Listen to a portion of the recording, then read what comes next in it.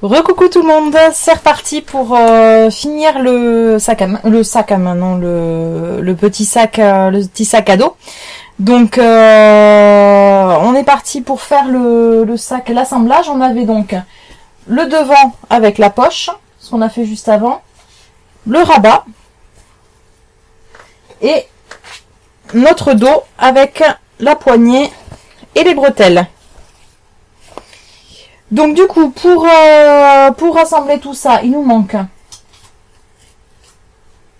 les morceaux de côté.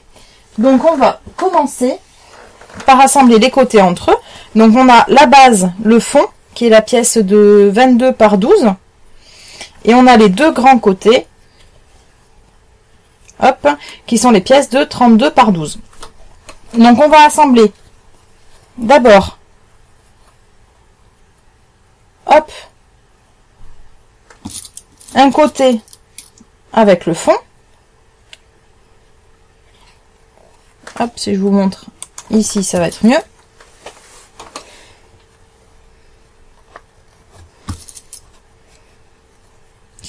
Et donc attention, on va l'assembler, mais on va pas coudre. Il me faudrait un stylo pour vous montrer. J'en ai pas là. J'en avais tout à l'heure. Hop, c'est pas grave, il y a toujours un truc qui traîne. Hop. Donc on va assembler, hop, donc le fond avec un premier côté, mais on va pas coudre tout le long. On va s'arrêter à 1 cm. Donc je me mets une marque. On va s'arrêter à 1 cm à chaque extrémité.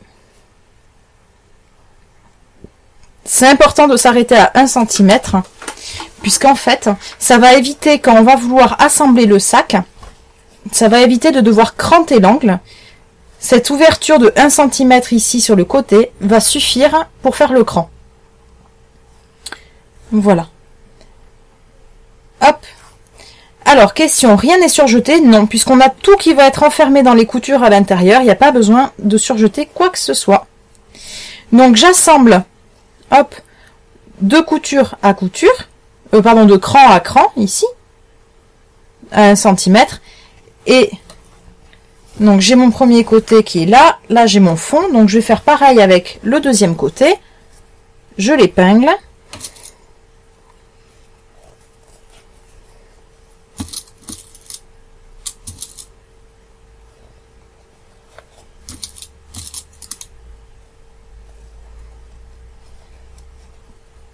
j'épingle, et c'est pareil, donc je me mets un repère à 1 cm. Et je vais commencer donc ma couture à 1 cm du bord et je vais l'arrêter à 1 cm du bord. Je couds et je vous le montre. Et on verra quand on l'assemblera, je vais vous montrer vraiment à quoi ça sert quand on l'assemblera.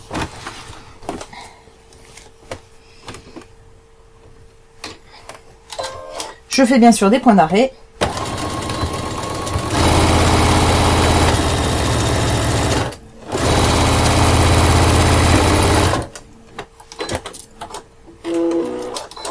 Je fais l'autre côté, je vous montre en détail.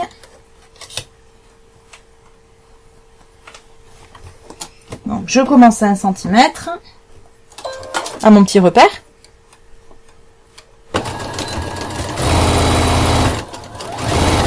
Alors, et tu couperas à l'angle, c'est ça? Non, justement, ça va m'éviter de couper à l'angle. Le fait de m'arrêter à 1 cm, c'est ça qui va faire mon crantage de l'angle en fait. Mince. Hop. Voilà. Donc ma couture, vous voyez, elle s'arrête et elle commence à 1 cm du bord. Des deux côtés de la base.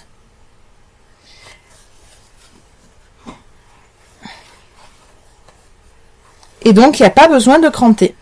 Puisque quand je vais monter ici, mes deux peuvent s'écarter, chacun dans son sens, sans avoir besoin d'être crantés.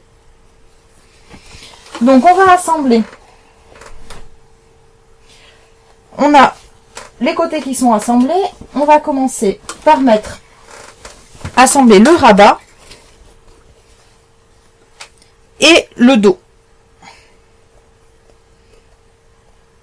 Donc je l'assemble endroit contre endroit. Et attention, il faut que il soit centré et qu'il y ait 1 cm de chaque côté, ici et ici, qui est bien 1 cm de chaque côté. Ça va être la valeur de la marge de couture.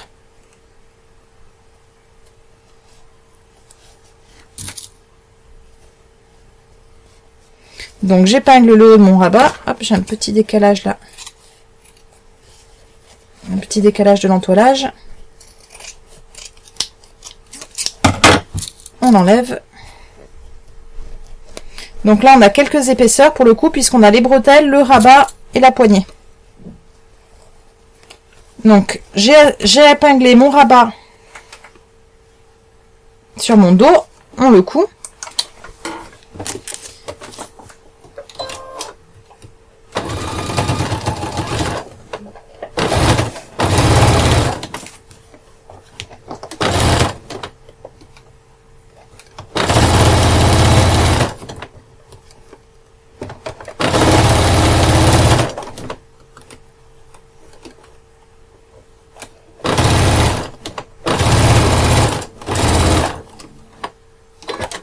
Voilà.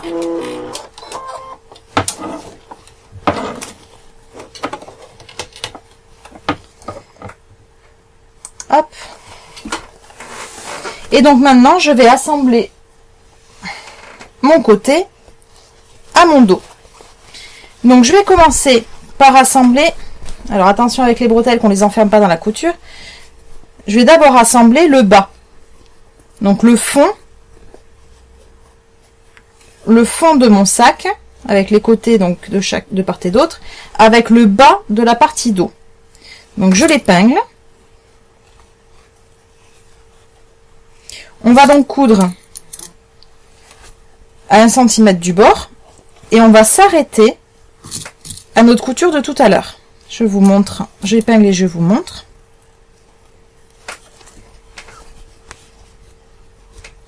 Là. Donc là, je vais coudre à 1 cm. Je vais vous montrer dans un coin. Je vais coudre à 1 cm du bord en haut et je m'arrête ici pour que ça fasse un angle avec ma couture précédente. Donc je le couds. Donc on fait attention à ne pas prendre. Donc il y a les bretelles inférieures qui sont déjà positionnées, mais on fait attention à ne pas prendre les bretelles supérieures coincées dans la couture.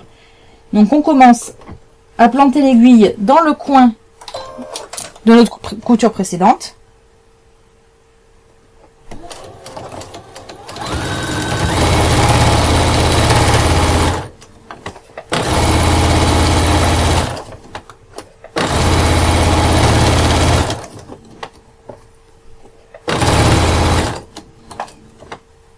Et je m'arrête quand j'arrive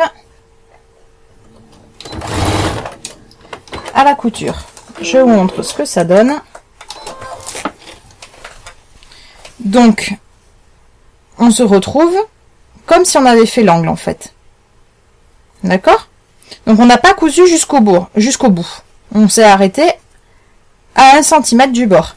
Ce qui permet, quand on va vouloir coudre les côtés, qu'il n'y a pas besoin de cranter. Hop, ça se positionne tout seul. Alors on met bien le rabat à l'intérieur, sinon ça retourne le bord. L'angle se positionne tout seul sans avoir besoin de cranter. Donc j'épingle et je couds mon bord.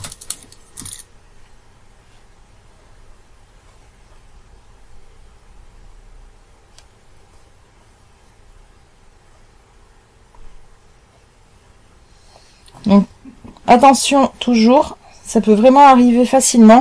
Attention à ne pas prendre les bretelles et le rabat à l'intérieur de la couture. C'est vraiment vite arrivé.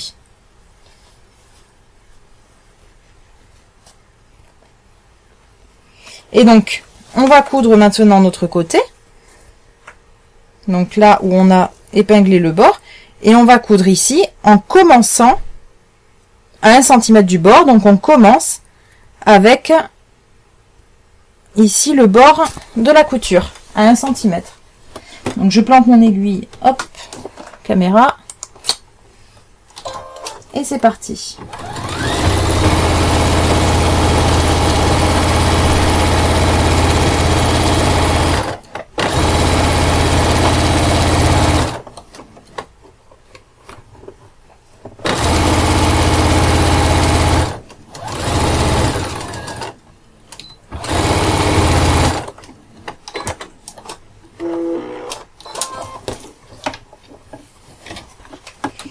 Voilà. Et on fait pareil avec l'autre côté.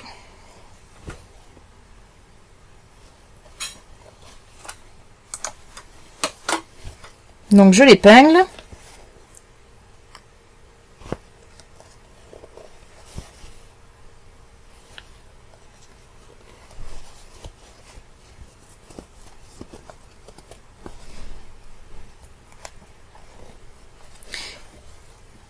Hop. Et donc comme c'est ouvert à 1 cm en bas, mon angle se met en place tout seul, bien comme il faut.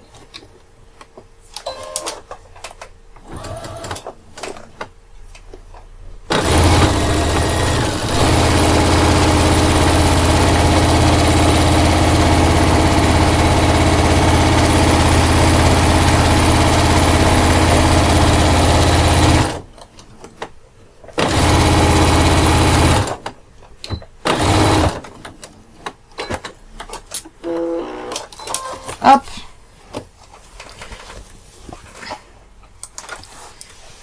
Donc j'ai fait une première paroi et vous voyez que si je retourne,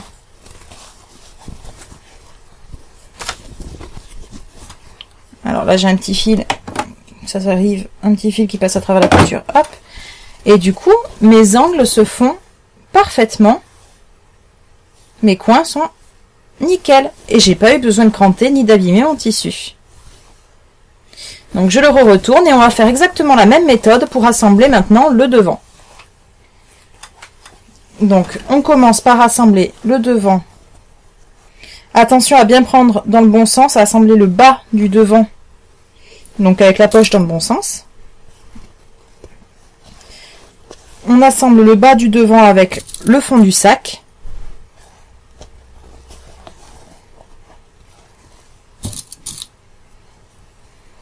Comme tout à l'heure, on coud ici de la couture à la couture, donc à 1 cm du bord. Donc cette méthode, vous pouvez l'utiliser pour vos sacs à main, pour tout ce qui va être, même pour des coussins, si vous voulez des jolis coussins bien carrés, vous pouvez utiliser cette méthode-là.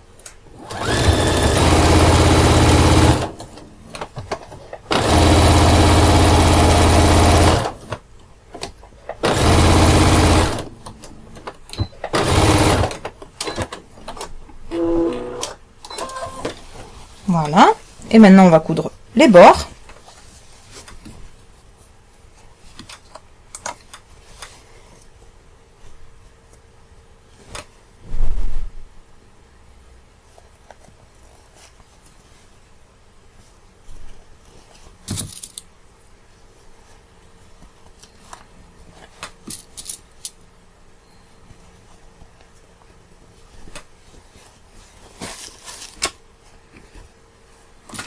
Je suis en train de me rendre compte que j'ai oublié une étape.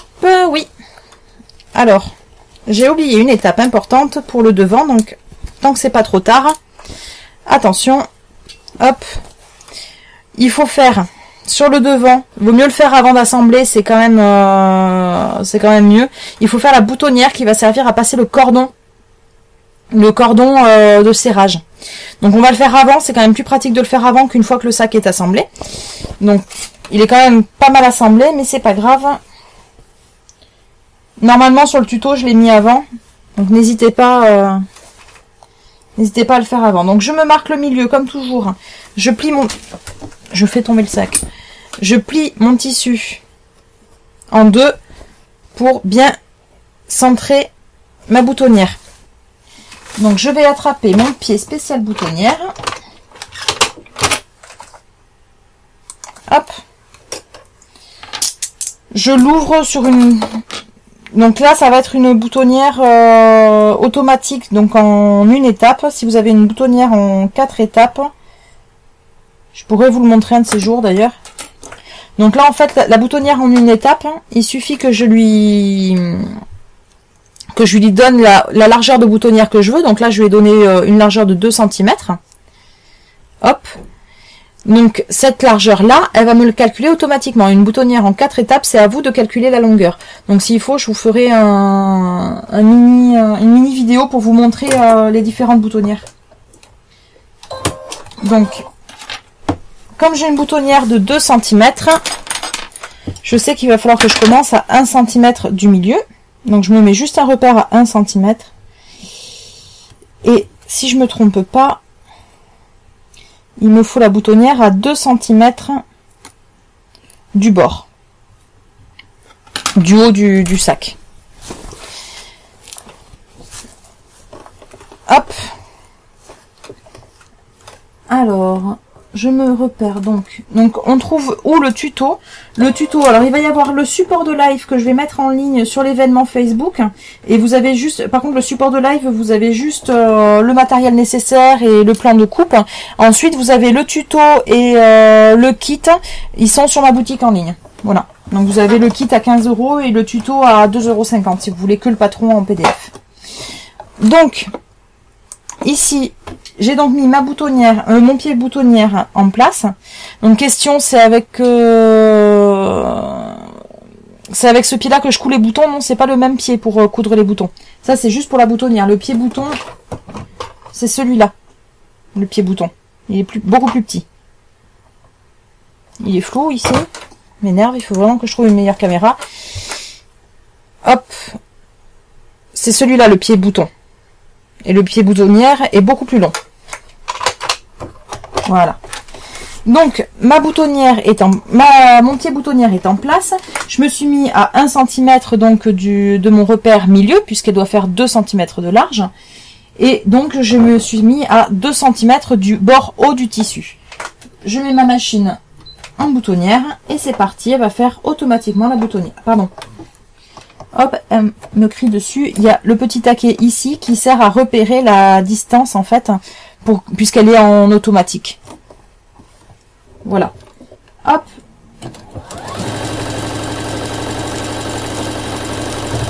Donc là, j'ai rien à faire. Je guide juste mon tissu puisque ma machine a un peu de mal. Mais sinon, elle fait vraiment la boutonnière toute seule, comme une grande. Elle la calcule vraiment automatiquement.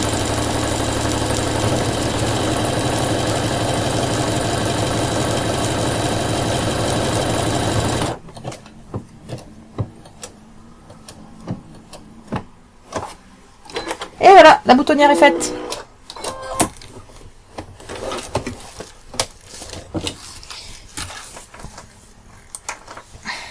La boutonnière est faite.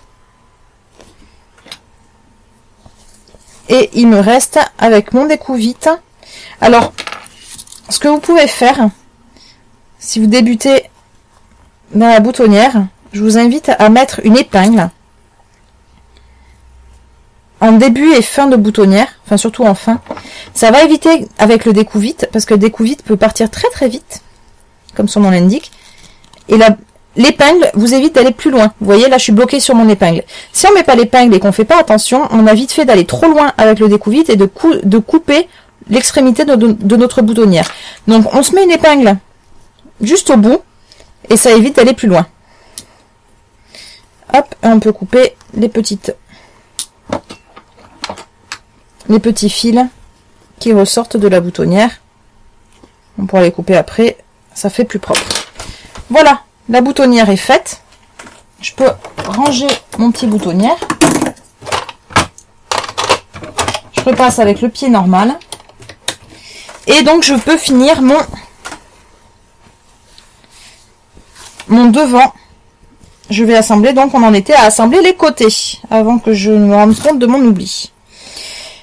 Si vous oubliez comme moi de faire la boutonnière, on peut la faire une fois le sac assemblé, c'est juste pas pratique puisqu'on a le reste du sac autour, on est plus encombré, on va dire. Vaut mieux le faire avant d'assembler le sac.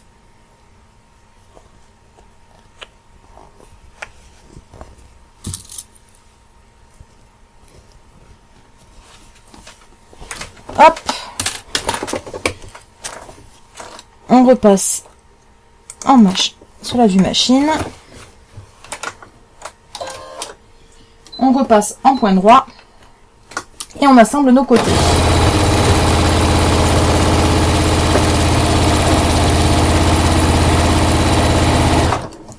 Hop, j'ai la caméra qui suit le tissu.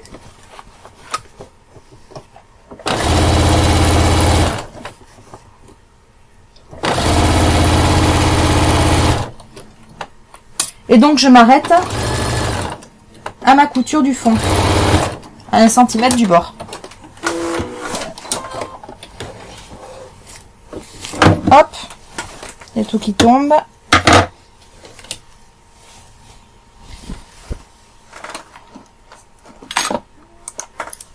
On assemble le dernier côté.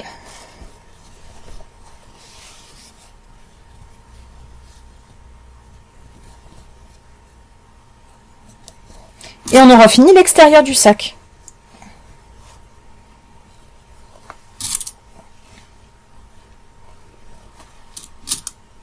Il ne nous restera plus qu'à faire la doublure intérieure.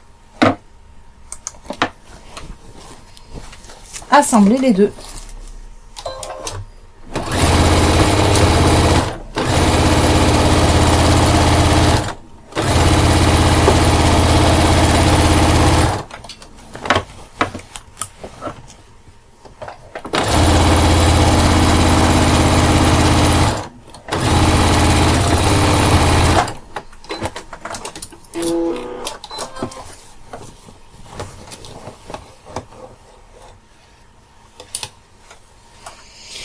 Et voilà, notre sac, on peut le retourner, on ressort bien les angles.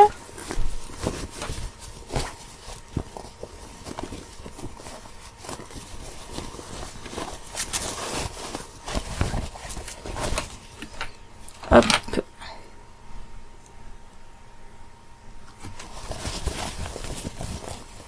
Alors, question, c'est quoi le point boutonnière? Alors, le point boutonnière, normalement, sur la machine, il est symbolisé par une boutonnière. Donc, soit tu l'as en une étape et tu n'as qu'une seule boutonnière, mais en général, c'est les machines électroniques. Soit tu l'as en 4 étapes et tu as 3 points. Un point qui fait le bas, un point qui fait un point qui fait le bas et le haut, et un point qui fait chaque côté. Et je pense que je ferai une mini vidéo comme j'ai pu faire avec l'entoilage, pas forcément en live, mais une vidéo pour vous montrer les boutonnières. Ça revient souvent les boutonnières. Alors l'extérieur du sac est fini. Voyez-vous ça? Hop, donc pour l'instant le haut est brut et il n'est pas encore resserré quand il y aura le cordon. Hop. Voilà. Et donc l'extérieur est fini. Et vous voyez, avec la méthode des points, en bas mes angles sont propres.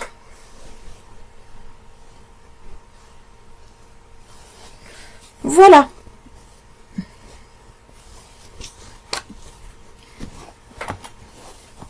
Hop. Donc j'avais bien un fil qui s'était coincé dans la bretelle. Il me semblait bien tout à l'heure l'avoir vu.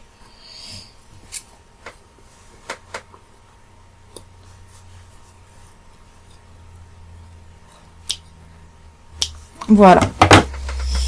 Donc on va maintenant assembler de la même façon l'intérieur du sac. Pour ceux qui veulent, vous pouvez très bien rajouter une poche à l'intérieur du sac de la même façon qu'on a mis la poche ici. Donc c'est exactement la même méthode si vous voulez faire une poche intérieure. Donc on va assembler l'intérieur du sac. Donc je commence par assembler, je vais passer au niveau de la machine en fil rouge. Ce sera quand même plus joli qu'en fil noir.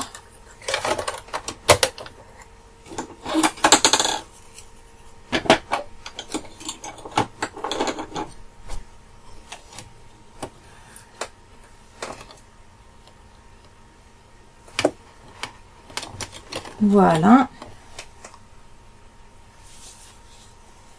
Alors, une grande serviette à maillot de bain, ça rentre dedans, oui, quand même. Hein. Il fait 20 par 30. le sac terminé. Il fait 20 par 30, donc il y a quand même on peut quand même y ranger pas mal de choses. Alors du coup, j'assemble comme tout à l'heure le fond avec les côtés, donc un côté de chaque côté du fond, et comme tout à l'heure, exactement la même méthode que pour l'extérieur. Là on va vraiment faire exactement pareil. J'assemble en m'arrêtant à 1 cm de chaque côté du bord. Je commence à 1 cm et je m'arrête à 1 cm. C'est parti. Donc là je vais aller pas forcément voir en détail puisque c'est exactement la même méthode que ce qu'on a fait pour l'extérieur du sac, c'est exactement pareil.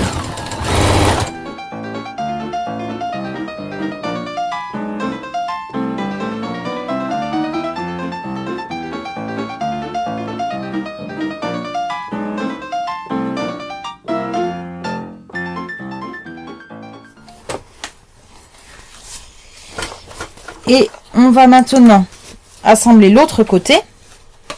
Petite subtilité, on va lui laisser une ouverture. Donc on va assembler le bas en laissant une ouverture, puisqu'elle va nous servir, cette ouverture, à retourner tout le sac quand on l'aura fini. Donc je l'épingle le bas. On laisse quand même une ouverture assez grande parce que vu que c'est du jean, c'est quand même assez raide. Hop. Donc pour la question de l'aiguille, j'utilise une aiguille universelle. Là, j'ai pas une aiguille à jean. Hein. Voilà. Donc j'ai épinglé et vous voyez, j'ai laissé une ouverture quand même là de 10-15 cm. Voilà.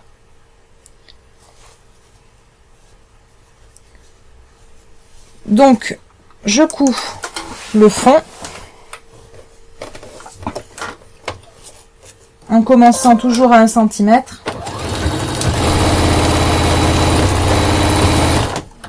Je m'arrête pour laisser mon ouverture.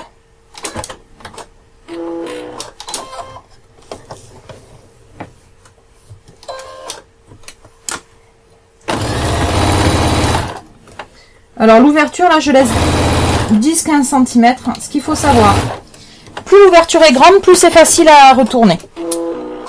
Plus l'ouverture est petite, moins on a de points visibles à faire à la main à la fin.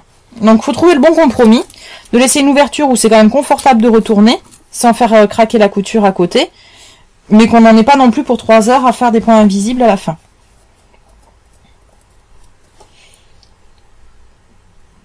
Donc maintenant je peux assembler mes côtés. Alors l'aiguille de combien? Là j'ai une aiguille 80. Je suis sur une aiguille 80 et c'est vrai que pour ce jean là ça suffit. Vu que c'est un jean viscose, il est très fin.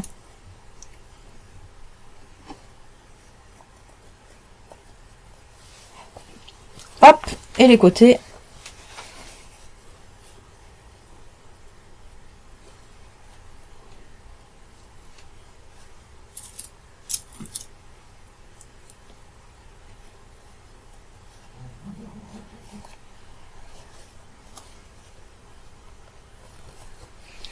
Voilà, donc je couds mes côtés et j'aurai fini ma doublure. J'aurai plus qu'à assembler les deux ensemble.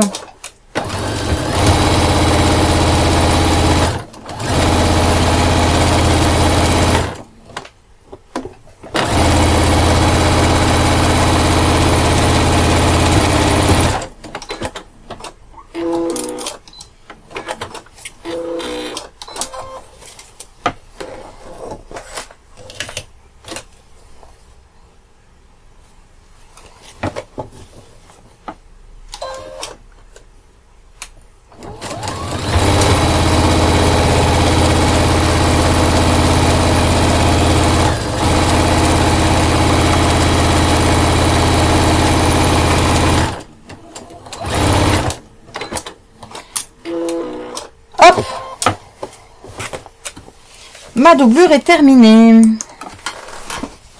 Donc ma doublure est terminée avec au fond l'ouverture qui va me servir à retourner après.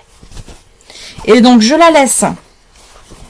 Je vais la laisser sur l'envers Et on va donc maintenant assembler la doublure avec le sac. On va les assembler tous les deux ensemble. Et pour les assembler, tout simplement, on va glisser notre sac, qui est donc sur l'endroit, à l'intérieur de la doublure, qui elle est sur l'envers.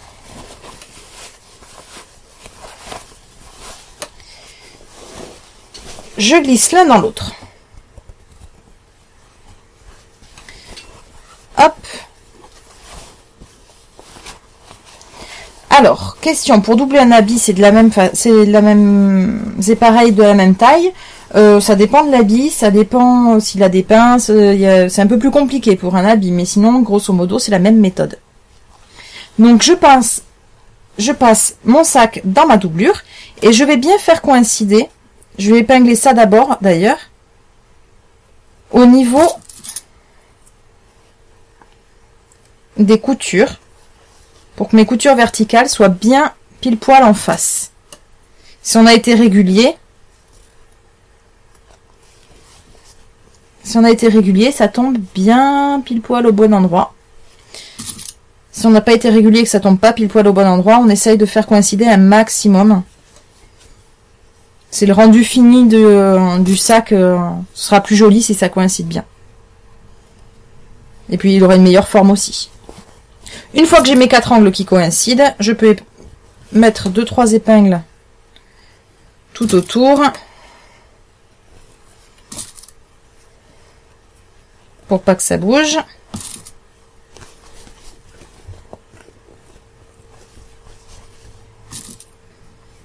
Attention, au niveau du dos, il y a quand même beaucoup d'épaisseur. C'est pas facile à piquer. Voilà. Les deux sont épinglés. Alors, j'ai épinglé par l'intérieur pour pouvoir faire ma couture à l'intérieur parce que je trouve que je suis plus à l'aise. Quand on a des pièces qui sont plus grandes, on peut coudre avec le bras libre. Personnellement, c'est une question de préférence. Je préfère coudre par l'intérieur dans ces cas-là. Par contre, je pense que vous allez avoir du mal à bien y voir avec la caméra machine. Donc, je vais essayer de mettre la caméra un peu plus loin. Puisque sinon, je vais la gêner. Ouais, je la gêne quand même. Si je mets ma caméra par ici, je manque de fil. Hop. Voilà. Comme ça, ici, vous ne serez pas gêné. Hop.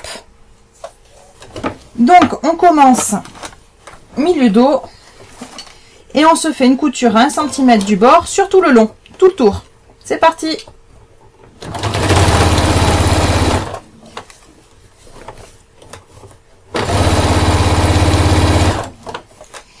La méthode de faire par l'intérieur, comme ça marche aussi quand vous avez des ourlets à faire.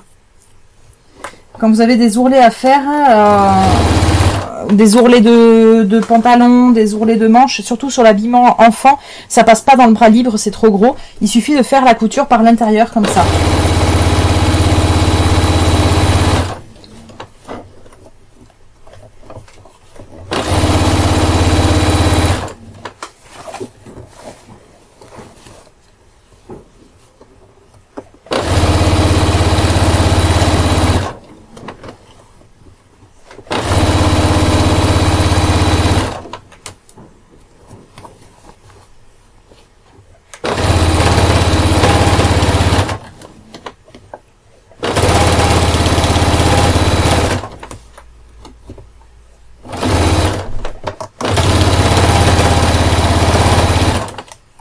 On chevauche sur quelques points. Voilà. Et donc, on n'a plus qu'à... Donc, vous voyez, on a bien assemblé tout le tour du haut. Bien assemblé. Donc, on n'a plus qu'à retourner le tout maintenant. Hop. Par l'ouverture de la doublure. Donc, je ressors mon sac par la doublure.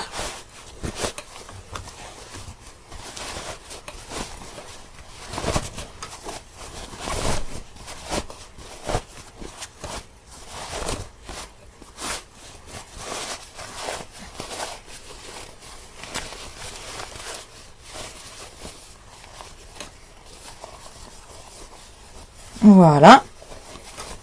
Ça sert à rien de bien mettre les angles puisqu'ils vont repartir à l'intérieur.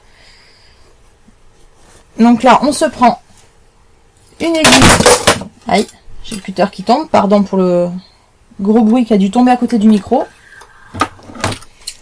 Je me prends un fil.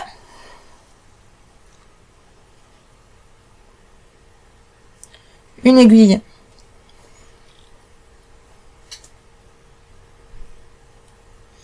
Et je vais faire une couture invisible pour fermer mon ouverture de doublure. Certains font un point à la machine par-dessus, mais moi je trouve qu'il est visible et je n'aime pas du tout qu'il soit visible à l'intérieur. Pas compliqué de faire une couture invisible. Ça prend pas très longtemps. Alors la couture invisible, je peux pas vous montrer en détail, hein. La caméra n'est pas vraiment très précise. Mais en gros, je pique et je ressors quelques millimètres plus loin. Donc je suis du côté supérieur ici et je pique juste en face côté inférieur et je ressors quelques millimètres plus loin. Et je fais ça tout le long.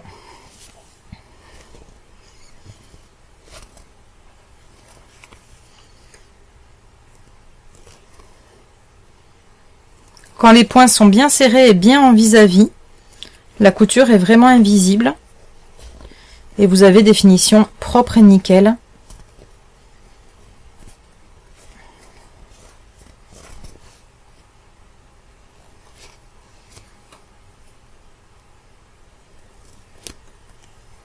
Voilà.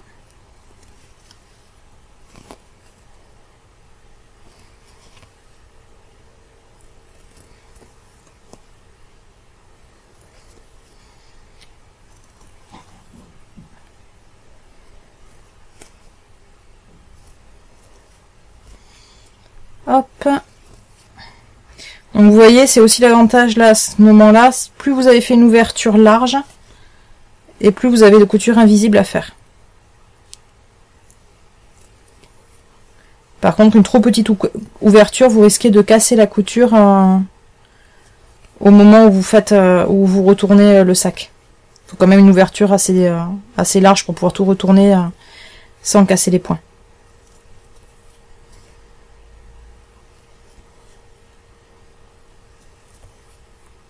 Hop, j'arrive au bout.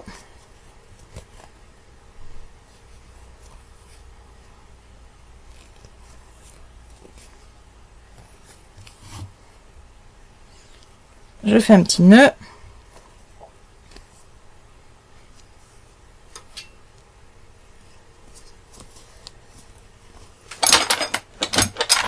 Et je coupe. Hop, ma couture invisible est finie. Je repose mon aiguille en haut. Donc, j'ai plus qu'à rentrer la doublure à l'intérieur du sac. Donc, je fais en sorte, hop, petit fil qui est passé à travers la couture. On le coupe. Je roule bien ma couture du bord du sac pour qu'elle soit bien en place. Je pousse bien la doublure à l'intérieur. Je fais coïncider les coins entre eux, le coin de la doublure et le coin du sac.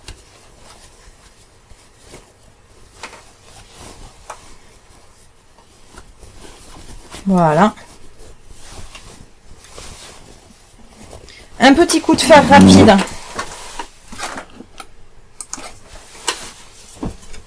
pour bien aplatir ma couture en haut.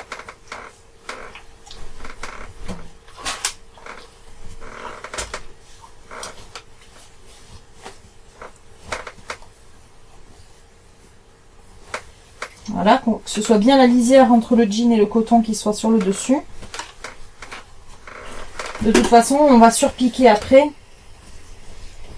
Surpiqûre qui va nous servir à faire la glissière pour le cordon, qui sert à resserrer.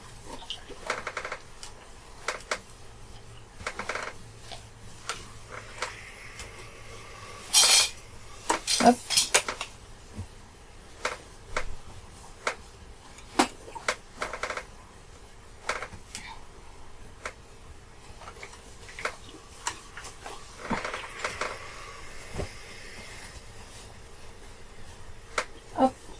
Et voilà, j'ai fait tout le tour.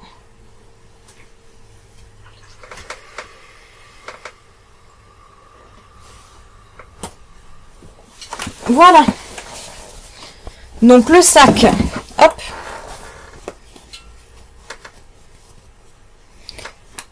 On va maintenant faire la surpiqûre. Si je vous montre ici, c'est mieux. On va faire la surpiqûre qui va fermer. Donc on va la faire en dessous, ici, à 1 cm. Donc que la glissière au total fasse 2 cm. Voilà. Donc il faut entourer la boutonnière. Je me pose juste quelques épingles pour être sûre, avant de faire ma surpiqûre, que la doublure ne bouge pas pendant que je fais la surpiqûre. Que les deux soient bien en vis-à-vis.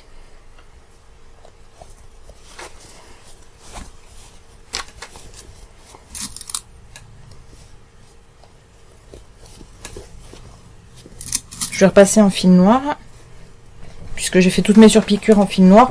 On peut les faire en rouge, hein, mais comme j'ai commencé en noir, j'aime autant faire toutes mes surpiqûres de la même couleur.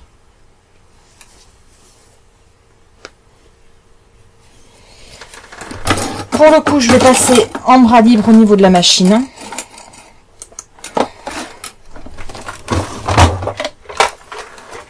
Je vais laisser la caméra de ce côté-là, sauf si ça vous embête et que vous y voyez pas bien. N'hésitez pas à me dire, sinon je la laisse là. J'ai l'impression qu'on y voit mieux niveau lumière de ce côté-là.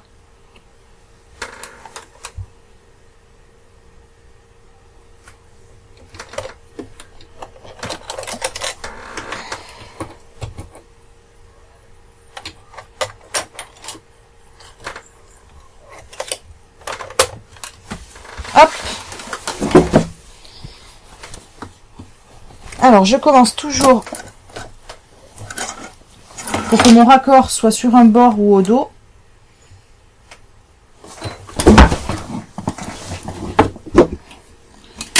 Hop, j'ai juste un petit problème de chaise. J'ai failli tomber. Ma chaise s'est cassée. Pardon. La boutonnière, c'est pour passer le cordon, c'est ça? Oui, exactement, c'est pour passer le cordon. Donc j'ai ma plaque d'aiguille ici qui est graduée, donc je me mets à 2 cm. C'est un bon repère. Et je vais donc faire ma surpiqûre à 2 cm. C'est parti. Donc attention avec le rabat et les bretelles à pas les prendre sous la couture.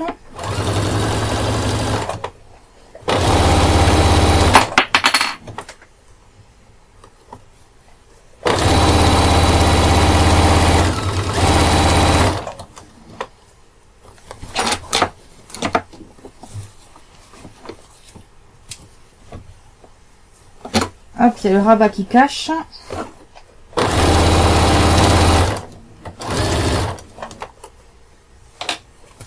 La bretelle.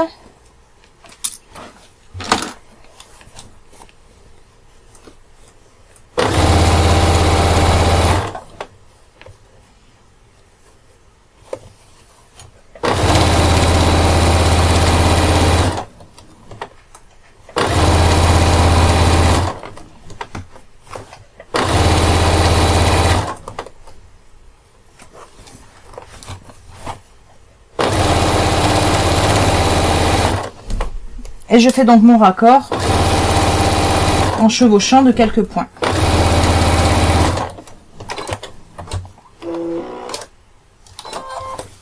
Voilà.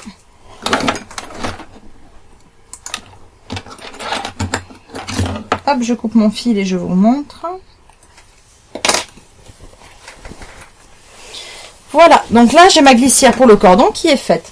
Donc je vais utiliser, vous pouvez faire avec une épingle à nourrice. Moi personnellement je me suis acheté un jeu de passes lacets. Ça ressemble à ça, des passes lacets.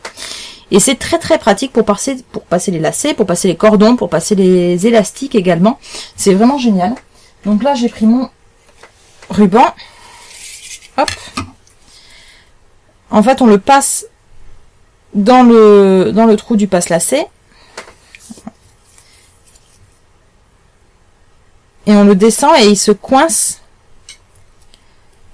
Il se coince en fait en bas.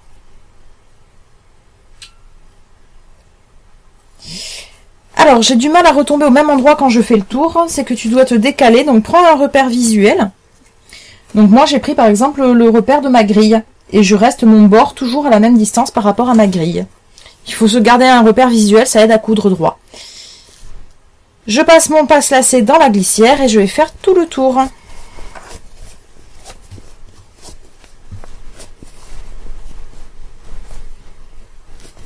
Hop, au niveau des coutures, c'est un petit peu de mal à passer en général. Ça y est, je suis passée. Parce qu'il y a des surplus de couture à l'intérieur qui empêchent le passe-lacet de faire le tour.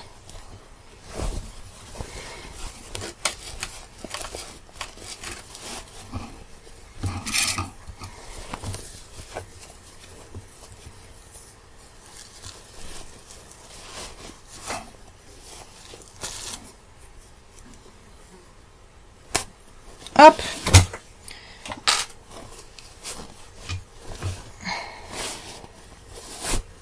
Voilà. Donc on se garde un petit peu de marge de ruban. Si vous avez du ruban ou du cordon ou quelque chose de synthétique, je vous conseille de brûler au briquet juste le bout, ça évite que ça s'effiloche. Voilà. Et je fais en plus un petit nœud.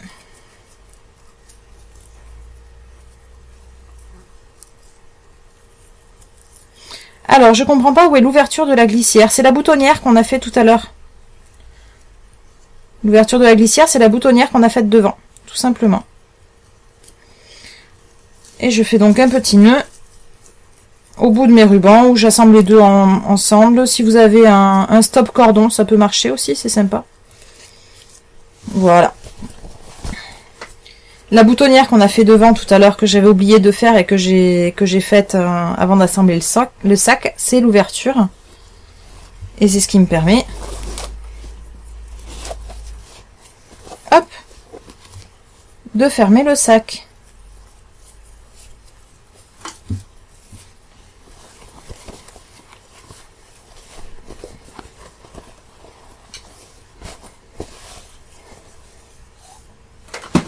Hop.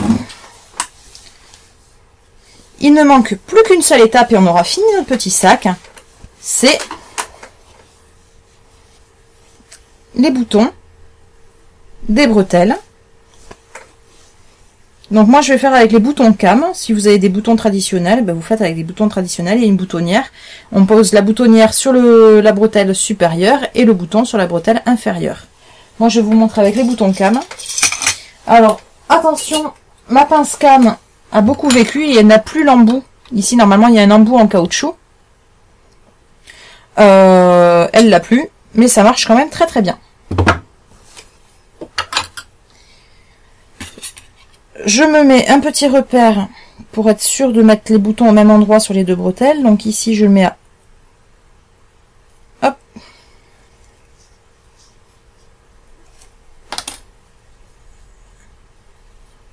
Je fais un trou avec le poinçon. Je mets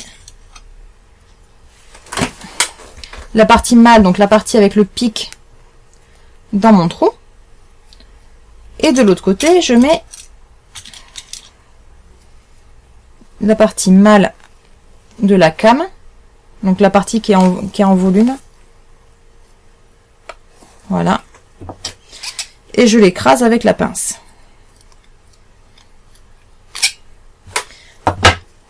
Je fais pareil de l'autre côté, comme ça j'ai les deux qui sont posés au même endroit. Donc je perce avec mon poinçon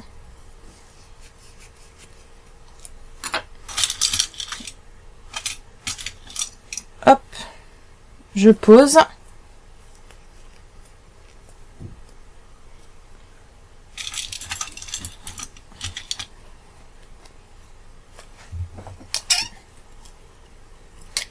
Et j'écrase ma cam. Et comme, alors pour la deuxième pression, vous pouvez, il faut le mieux pour mettre les pressions, je vous conseille de faire adapter à la taille de l'enfant Là, je vais pas les mettre aussi loin que pour le premier qui était pour ma toute petite. Ce sac-là étant pour ma grande, je vais les mettre plus proches.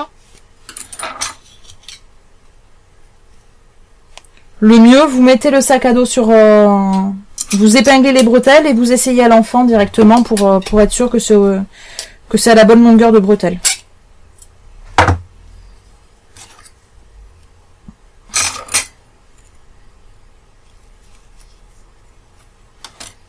Hop. Donc oui, il y a... Alors, les attaches cam, c'est moins solide que les autres en métal ou c'est aussi bien? J'ai tendance à dire que c'est même mieux pour tout ce qui est confection enfant.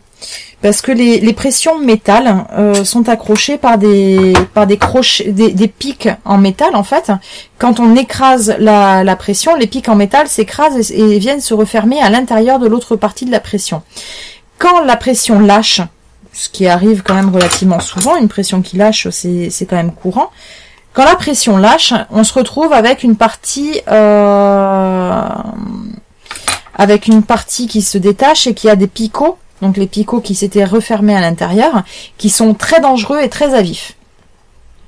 Une pression cam, contrairement à la pression en métal, le picot est écrasé. Si la cam lâche, on n'aura absolument aucun problème de sécurité puisque il n'y a pas de pic, il n'y a pas de partie dangereuse pour l'enfant. Donc dès qu'il va y avoir de la confection enfant, je vous conseille vivement, vraiment, d'utiliser des pressions cam. Elles sont pas forcément plus solides ni moins solides. Je n'ai pas constaté de grosses différences de solidité entre les deux. Par contre, niveau sécurité pour les enfants, il y a vraiment, vraiment, vraiment pas photo. Donc là, j'étais en train de parler, donc j'ai posé la deuxième pression. Je vous ai pas montré comment j'ai fait. Je pose la première, donc à même distance que tout à l'heure du bord. Et pour la deuxième, je la pose... Alors attendez, je pose la première et puis je vous montre. Donc là, je pose l'autre partie. La partie femelle donc de la cam. Donc j'ai posé la première, je presse, donc je la ferme et je repère l'emplacement où tombe la cam à travers. Donc je le sens au doigt où c'est qu'elle tombe et je fais mon trou au poinçon à cet endroit là. Comme ça je suis sûre qu'elles sont en vis-à-vis sans avoir besoin de mesurer.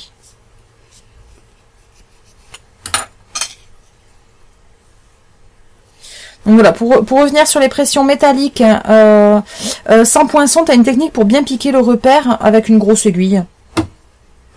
Tout simplement.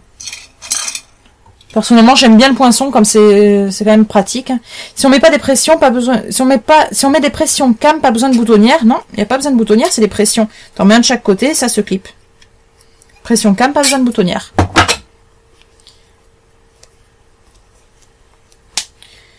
Et voilà. Donc là, mes pressions sont posées. Et mon sac à dos est terminé. Ah non, il y en a il y a une dernière pression à mettre devant.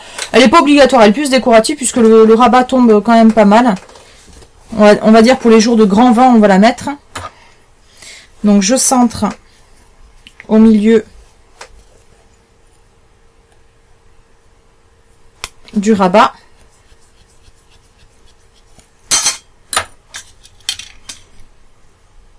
Oui, après, voilà, il y a, suivant les pinces, par exemple, la Vario, je crois c'est la Vario qui a les embouts. Il y a des pinces qui ont les embouts qui permettent de faire les trous, etc. Bon, c'est une pince, c'est même pas une vraie pince cam. C'est une vieille pince et qui a perdu, en plus, les embouts en caoutchouc. Mais elle marche bien quand même. Alors. Hop, et on va se repérer ici. Au milieu, sous la poche.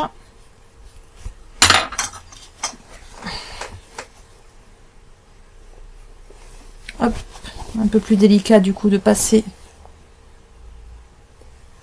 la pression au bon endroit.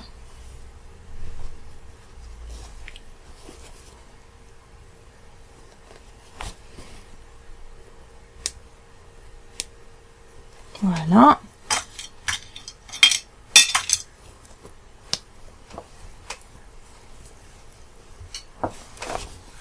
hop. Je fais un petit pli du coup, puisque je peux pas passer la pince à l'intérieur.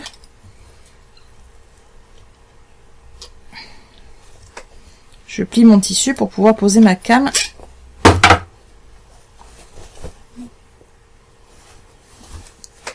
Et voilà. Mon sac est terminé. Je vous montre ça.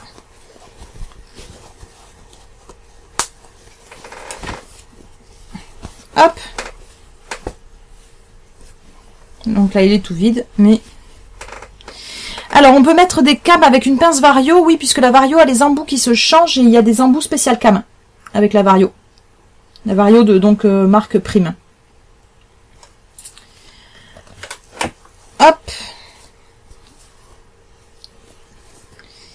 Et il me semblait bien que j'avais oublié une étape. J'ai encore oublié une étape.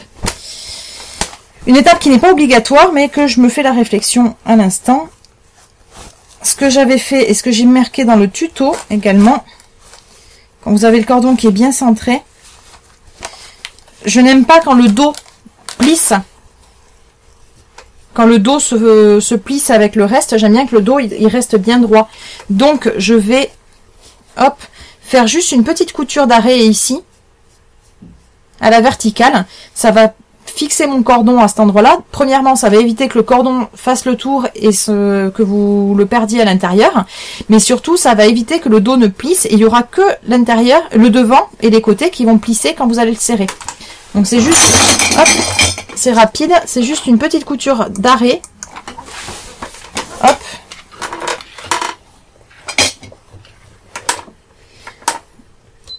Je fais juste des points d'arrêt ici.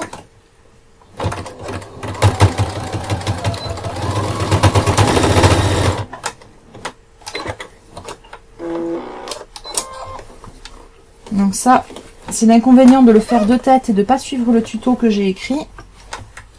C'est que j'oublie des étapes. Et je fais donc une couture d'arrêt ici aussi.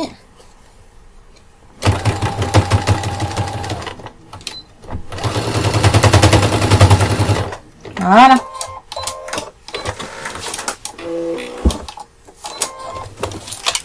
Hop, je coupe les petits fils.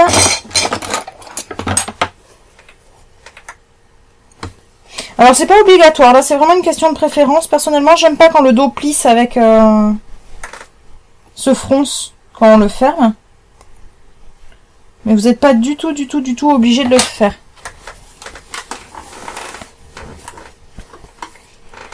Par contre, ça a quand même l'avantage d'éviter que le cordon ne s'échappe.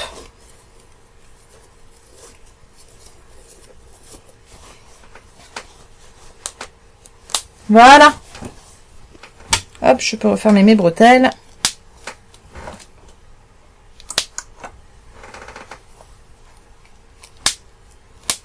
Et donc le dos reste bien à plat, du coup. Voilà. Le petit sac à dos est fini. Et ma puce sera contente demain de trouver son sac à dos qu'elle me réclame depuis une semaine. J'espère que vous allez faire plein de jolis sacs. J'espère que vous me les montrerez. On a passé presque 2h30 du coup sur ce live avec la petite pause. Donc du coup, je pense qu'en 2 heures sans papotage, on doit pouvoir le faire rapidement. Ouais, en 2 heures à peu près. Et donc du coup, ce petit sac est vraiment parfait et adapté pour maternelle et pour la crèche. Pour la piscine aussi, c'est le bon format, je pense. Il y a quand même de quoi mettre une serviette, une grande serviette et un maillot de bain et le goûter. Pas oublier le goûter. Et puis je vous dis à très vite pour le prochain live. Le prochain live, il m'a été beaucoup demandé. Ce sera un live technique sur lire un patron et utiliser le mannequin de couture. Donc promis, je l'ai promis, je le ferai, ce sera le prochain. Mais avant, on a une vidéo qui est déjà tournée, que j'ai tournée dans la semaine et qui est déjà prête à monter. Je vous la publierai d'ici la semaine prochaine. Voilà, je vous fais le replay très vite et je publie le replay très vite. Je vous souhaite une super soirée. Et puis j'espère que vous me montrerez que vous me montrerez tous vos sacs à dos et que vos petits loups seront super contents de les avoir. Très bonne soirée, à très bientôt et puis bonne couture. Ciao ciao.